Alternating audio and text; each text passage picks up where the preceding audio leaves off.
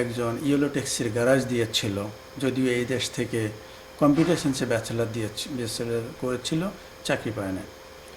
তো তাকে দিয়ে যখন শুরু করলাম, এবার তাকে প্রথম চাকরিটা IBM-এ দিলাম, এবং আমি যেই বেতনে চাকরি করতাম তার চেয়ে বেশি বেতনে। তখন আমার কনফিডেন্সটা বেড়ে গেল, এবং আরও বন্ধুবান্ধব যাদেরকে আগে বললাম তারাও আবার আসতে শুরু করলো। এইভাবেই আমি আসলে স্কিল ডেভেলপমেন্টের উপরেই কাজ করে যাচ্ছি। যেটা প্রথমে এই দেশে বেসিক্যালি আপনি যদি স্কিলফুল হন তাহলে যে কোনো সময় যে কোনো জবেই আপনি সাকসেসফুল হবেন। তা আমার যে কোর্সটা দিয়ে আমি শুরু করেছিলাম সেটা হলো যে কোয়ালিটি অ্যাসুরেন্স, সফটওয়্যার টেস্টিং বলেন। তো এইটাতে বেসিক্যালি আপনার ইংরেজি জানা থাকলে হয়, বেসিক লেভেল কম্পিউটিং জানা থাকলেই হয়, তারপরে বাকিটা ম্যানুয়াল টেস্টিং, অটোমেশন এগুলা শিখলে এরপরে জব হয়। এবং এই ম্যানুয়াল টেস্টিং, অটোমেশন দিয়ে সফটওয়্যার টেস্টিংয়ের উপরে আজকে প্রায় 5,000 জন বাংলাদেশিকে আমি মেইন স্ট্রিম আইটিতে জব দিতে পেরেছি।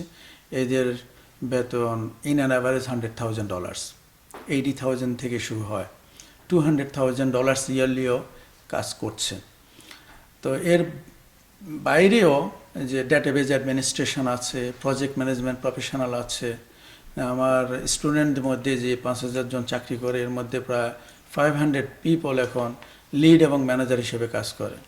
ওরাই আবার আমার কাছে আসে তো ডেটাবেজ অ্যাডমিনিস্ট্রেশনের জন্য, প্রজেক্ট ম্যানেজমেন্ট প্রফেশনালের জন্য। তাদেরকে আবার সে সার্টিফাইড প্রজেক্ট ম্যানেজার বানিয়ে ওরা আবার এখন কাজ করছে। সো বেসিক্যালি স্কিল ডেভেলপমেন্টের কোনো বিকল্প নাই, এবং সেটাতে আমি কাজ করছি। আমি মূলত কাজ করছি যারা ইমিগ্রেন্ট এদেশে, বা বাংলাদেশ থেকে ইমিগ্রেন্ট হয়ে এখানে এই দেশে আসছেন। দেখেন, বাংলাদেশ থেকে no matter what from which background people যখন এই দেশে আসে তখন তাকে একটা অড জবই করতে হয়। সেই অড জবটা ডিপেন্ড করে যে কতদিন লঙ্গার করবে। কেউ যদি ফ্যামিলির জন্য সেরকম বাধ্যবাধকতা থাকে, তখন দেখা যাবে যে এই অড জব দিয়েই তাকে শেষ করতে হয়। তা আমি যেটা চাচ্ছি সেটা হলো যে বাংলাদেশ থেকে যারা ইমিগ্রেন্ট হয়ে আসবেন বা 6 মাস 1 বছরের মধ্যে আসার সম্ভাবনা আছে, তারা যাতে বাংলাদেশ থেকে এই জাতীয় কোর্সগুলো করে আসেন। এবং আমাদের বাংলাদেশে পিপল অ্যান্ড টেকেরই একটা প্রতিষ্ঠান ওখানে রয়েছে, এর মধ্যে অনেকেই ওখান থেকে পড়াশোনা করে আসছেন, আমরা ওদেরকে চাকরি দিয়েছি এই দেশে। আর যারা H1B বা এমপ্লয়মেন্ট ভিসার মাধ্যমে এই দেশে আসতে চান, দেখুন প্রতি বছর 65,000 H1B এই দেশ আমেরিকান গভর্নমেন্ট আপনার অফার করে থাকে। তাদের মধ্যে যদি আমরা বাংলাদেশিরা কিছু আসতে পারি তাহলে সেটা ভালো। যারা যোগ্য স্কিল্ড তাদেরকে আমরা আসলে বাংলাদেশেই হেল্প করছি, ওদেরই কেউ কেউ এই দেশে আসছেন। আর বাংলাদেশে যারা ইমিগ্রেন্ট হয়ে বা H1Bতে আসতে পাচ্ছেন না, তাদের জন্য আমরা বাংলাদেশে প্রায় 10,000 IT প্রফেশনাল তৈরি করার উদ্যোগ নিয়েছি। এর মধ্যে যারা অসচ্ছল মেধাবী তাদেরকে আমরা স্কলারশিপ দিচ্ছি বাংলাদেশে। আমার স্টুডেন্টদের মধ্যে প্রায় 2 শতাধিক বাংলাদেশে বসেই $15-20-25 আওয়ার ইনকাম করছে।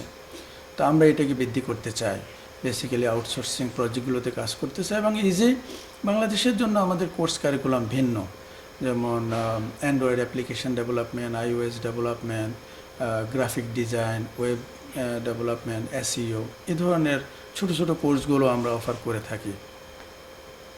তাহলে আপনার ভবিষ্যৎ স্বপ্নযাত্রা কি হবে, মানে এটা কতদূর নিয়ে যাবেন আপনি? ভবিষ্যৎ বেসিক্যালি আমি যে থিমের উপরে কাজ করছি, যে কনসেপ্টের উপরে কাজ করছি, ওটাকে আরও এস্টাবলিশ করা। আপনার পৃথিবীর যে কোনো জায়গা থেকে যখন একজন স্টুডেন্ট ব্যাচেলার করে তখন সে এন্ট্রি লেভেল জব খোঁজে, কারণ তার মাইন্ডসেটে আছে সে একাডেমিক নলেজ নিয়েছে। মিড লেভেল বা সিনিয়র লেভেল জব করতে গেলে তার skill, experience, familiarity with the corporate environment and industrial knowledge and obviously তার কাজ করার যে কনফিডেন্স সেটা অর্জন করতে হবে। তো আমি যে পদ্ধতিতে শিখাই, যে পদ্ধতিতে হাই স্কুল গ্র্যাজুয়েট, আপনার এই দেশে যারা অড জব করছে, ট্যাক্সি ড্রাইভার, রেস্টুরেন্ট ওয়ার্কার, তাদেরকে যে পদ্ধতি আমি শিখাই সেটা হলো রিয়েল লাইফ প্রজেক্ট ওরিয়েন্টেড ওয়েতে কাজের রেপ্লিকা আমার ক্লাসের মধ্যে আমি তৈরি করি। সেই পদ্ধতিতে তাদেরকে স্কিল ডেভেলপ করায়, এক্সপিরিয়েন্স গেইন করায় এবং কর্পোরেট এনভায়রনমেন্ট সম্পর্কে ধারণা দিই। অবভিয়াসলি তাদেরকে এমন পদ্ধতিতে তাদেরকে কাজ শেখায় যাতে তারা কনফিডেন্ট হয়।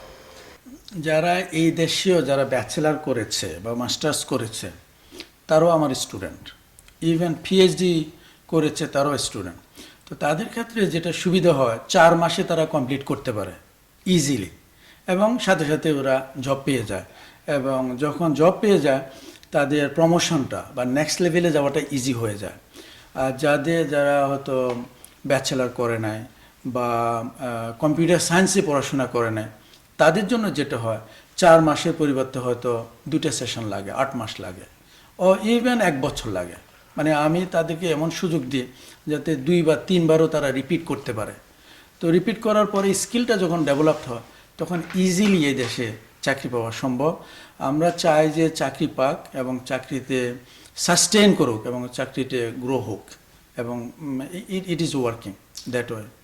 এই দেশে এই কম্পিটিটিভ মার্কেটেও একজন হাই স্কুল গ্র্যাজুয়েটকেও যদি আমি, যারা $20,000 বছরে ইনকাম করছে, তাদেরকে $120,000 ইনকাম করার সুযোগ করে দিচ্ছি, তাহলে ডেফিনেটলি আমাদের সেই টেকনিক জানা আছে, আমাদের সেই স্কিল আছে।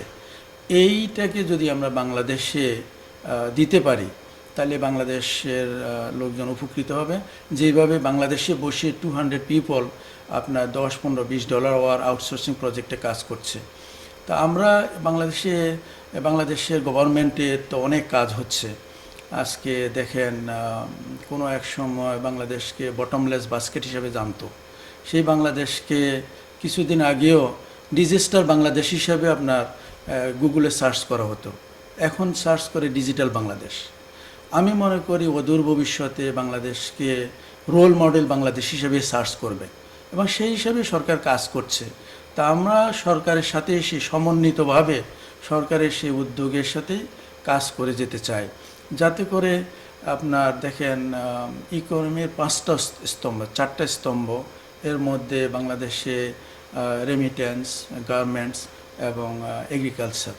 আমরা যদি আইটিকে 4র্থ স্তম্ভ হিসাবে দাঁড় করাতে পারে তাহলে ডেফিনেটলি অদূর ভবিষ্যতে শীঘ্রই আমরা উন্নত দেশে পৌঁছতে পারবো। তো সেটাই তো সরকারের উদ্দেশ্য, লক্ষ্য, সেই হিসেবে সরকার কাজ করছে। আমরা যারা বিদেশে আছি, আমরা যদি সমন্বিতভাবে দেশের গভর্নমেন্টের সাথে কাজ করতে পারি বা আমরা ওখানে আপনার কন্ট্রিবিউট করতে পারি, তাহলে দেখা যাবে যে দেশ এগিয়ে যাচ্ছে এবং আমরাও তৃপ্তি পাবো। কারণ আপনি একটা জিনিস দেখেন, আমরা বাংলাদেশ থেকে সাবসিডি নিয়ে যারা পড়াশোনা করেছে, বুয়েট থেকে পাশ করেছে বা অন্যান্য ইউনিভার্সিটিতে পাশ করে এই দেশে বা বিভিন্ন দেশে যখন চলে যায়, তখন আমরা এটাকে বলি ব্রেন ড্রেন। আমরা সেটাকে রিপ্লেস করতে চাই ব্রেইন অ্যাগেইন। মিনস হলো আমরা যেখানেই আছি, তাহলে আমরা যাতে দেশকে নিয়ে ভাবি, দেশে কন্ট্রিবিউট করি। দেখেন এই 20 বছর আগে কোনো সলিউশন যখন তৈরি হতো, যে সেই সলিউশনটা আপনি অনেক এক্সপেন্সিভ ওয়েতে আপনাকে পেতে পারতেন। এখন যে $1 বিলিয়ন দিয়ে যে সলিউশনটা আমেরিকাতে বসে করা হচ্ছে, সেটা আপনি বিলিয়ন পয়সা দিয়ে পাচ্ছেন বাংলাদেশে বসে। তাইলে এই গ্লোবালাইজড মার্কেটে আপনি এটাকে শেয়ার করতে পারতেছেন।